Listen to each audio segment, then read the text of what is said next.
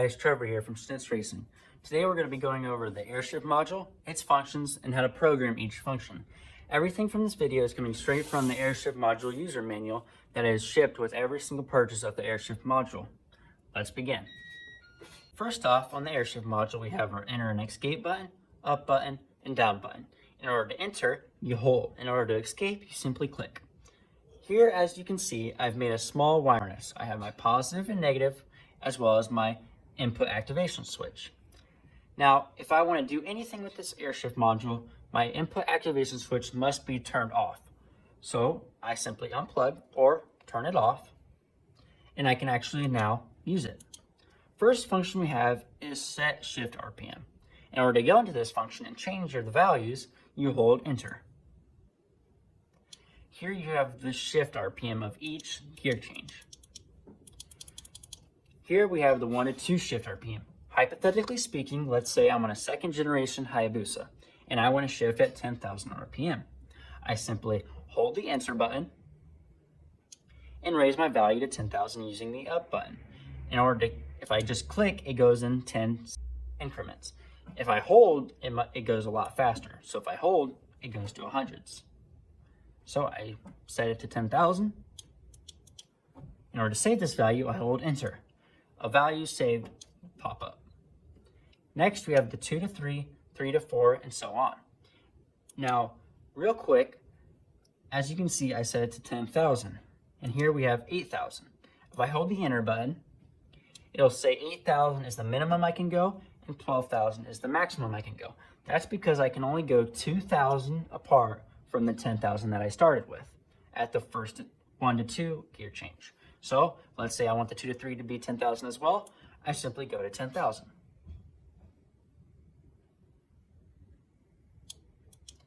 And hold enter to save. You can do this to all the shift RPMs all the way to 5 to 6. Now let's go to the next function by clicking the escape button. Next function we have is kill time. Let's hold enter and to go into this function. Engine kill time is just killing the engine in between shift.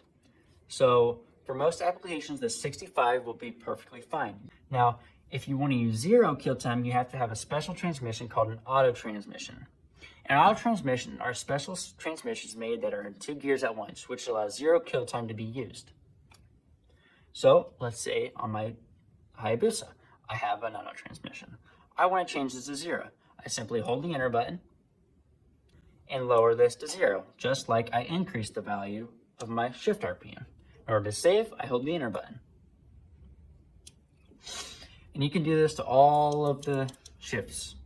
I'm not, because it's a video. Next, we click escape to go to the next function. The next function is shift count. Let's go hold enter to go into this function. Here you have 1 through 5. If you only want to shift once through the whole pass, you put it at 1. If you want to do 2, etc. 2, 3, 4, 5. Let's say I want to shift 5 times. I'm going to keep it at 5. In order to save, I hold the enter button. Next, we have solenoid advance. This feature allows the air to begin filling the shift solenoid before the engine kill occurs. Now, for most applications, the default setting of 20 milliseconds will work perfectly fine. If the shift solenoid is more than 10 inches away from the shift cylinder, a longer advance time may be needed. Let's say I am within the 10 inches, so I'm going to keep it at the 0.02. I simply hold the enter, and I'm at the 0.02. In order to save my value, I hold the enter. Next, we have pulse per revolution. This simply determines the number of pulses the tach input receives per 1 revolution of the crankshaft. The 1 pulse per 2 revolution setting is used for most modern fuel-injected systems that only fire the spark plug once every 2 revolutions of the crankshaft, like the ZX14, Hayabusa, ZX10, GX1000. All the common modern sport bikes are 1 pulse per 2 revolution. Let's say I have a Harley and I need to change it.